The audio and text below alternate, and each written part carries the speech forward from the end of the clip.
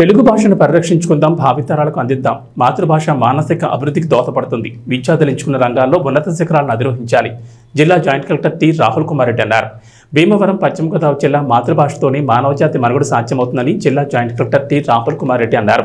గురువారం స్థానిక కలెక్టరేట్లోని వశిష్ఠ సమావేశ మందిరంలో తెలుగు అధికార భాషా దినోత్సవం సందర్భంగా మరియు జాతీయ క్రీడల దినోత్సవం సందర్భంగా గిడుగు వెంకట్రామూర్తి చిత్రపటానికి మరియు భారతదేశంలో భారత హాకీ జట్టుకు అత్యుత్తమ నాయకుడిగా పేరు పొందిన మేజర్ ధ్యాన్ చంద్ చిత్రపటానికి పూలమాలలు వేసి జిల్లా జాయింట్ కలెక్టర్ ఘనంగా నివాళులర్పించారు.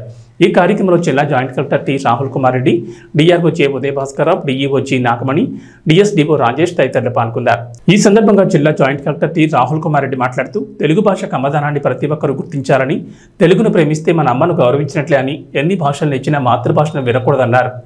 మాజీ ఉపరాష్ట్రపతి వెంకయ్యనాయుడు తెలుగుదనం గొప్పదనం గురించి గొప్పగా వివరించేవాళ్ళన్నారు. అటువంటి గొప్ప గొప్ప నాయకుల నుంచి నేటి తరం స్ఫూర్తిని పొందారన్నారు. తెలుగు భాషలోని మన సంస్కృతి సాంప్రదాయాలు మిళితమై ఉన్నాయన్నారు. తెలుగు అభ్యున్నతికి పరిశోధనలు విరివిగా జరగాలన్నారు. దేశంలో హిందీ, బెంగాలీ తర్వాత తెలుగు మాట్లాడే వాళ్ళే ఎక్కువగా ఉన్నారన్నారు. ఏ దేశం చూసుకున్నా తెలుగు వారు లేకుండా లేరని, అంతే ప్రాధాన్యత తెలుగు భాష సంతరించుకుందన్నారు. అప్పటికే రామ్మూర్తి వ్యవహారిక భాషలో బోధన కోసం ప్రచారం చేయడం ఆరంభించారని తెలిపారు. ఇందుకోసం ఆయన తెలుగు అనే పత్రికను ప్రారంభించారన్నారు.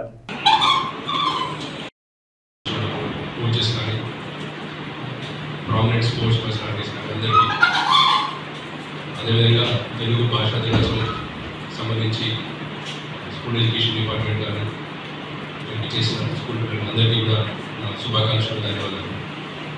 ఈ రెండు ఆస్పెక్ట్స్ ఈరోజు రావడం అనేది చాలా మంచి విషయం. ఎందుకంటే ఒక వ్యక్తి జీవితంలో తన మానసిక అభివృద్ధి చెందాలంటే కొన్ని ఆస్పెక్ట్స్ ఉంటాయి. వాటిలో స్పోర్ట్స్ అనేది ఒకటి, మ్యూజిక్ ఒకటి, లాంగ్వేజ్ ఒకటి. సో అలాంటి వాటిలో రెండు మంచి విషయాలు ఈరోజు మనం చూస్తున్నాము. ఈ రెండు కూడా ఒక వ్యక్తి యొక్క మానసిక డెవలప్మెంట్, పర్సనాలిటీ డెవలప్మెంట్లో చాలా అంతర్లీనంగా ఉంటాయి.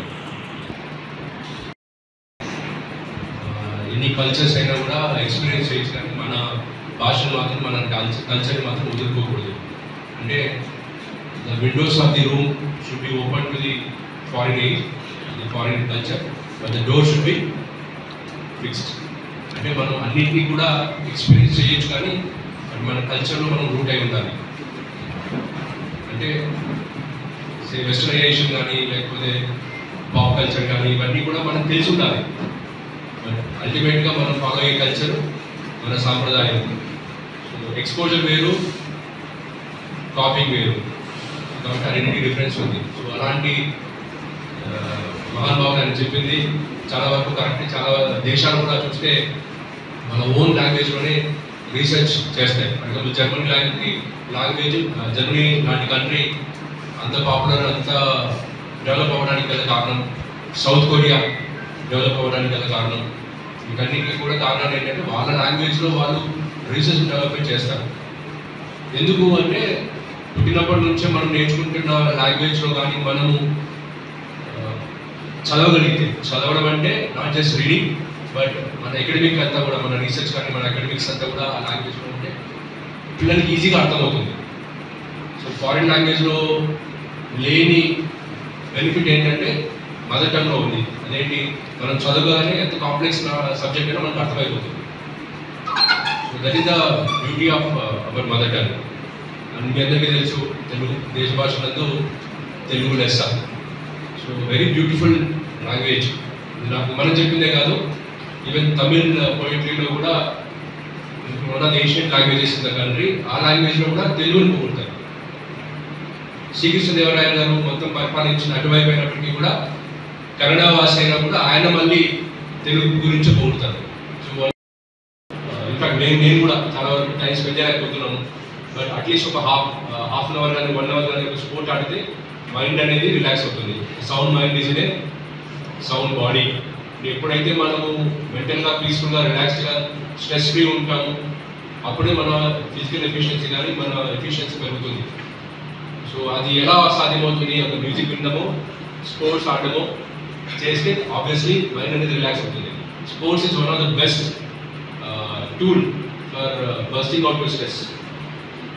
అంటే అకాడమిక్ స్ట్రెస్, పిల్లలందరూ కూడా స్ట్రెస్లో ఉంటారు. 10th క్లాస్ ఎగ్జామ్ అంటే వాళ్ళని స్పోర్ట్స్ ఆడించకూడదు, స్పోర్ట్స్ పిల్లలు క్యాన్సర్ అంటారు.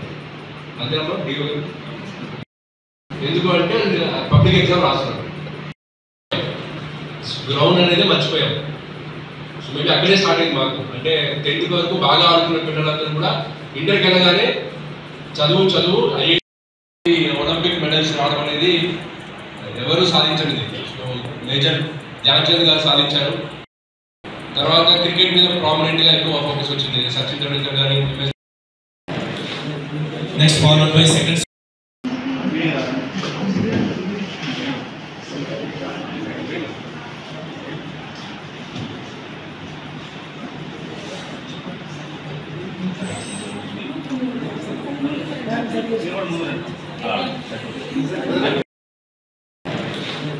next followed by second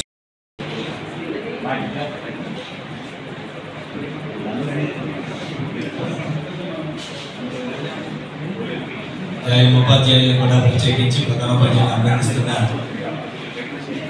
joint collector గారు డిఓ మేడం గారికి ప్రత్యేక ధన్యవాదాలు. థ్యాంక్ యూ అండి.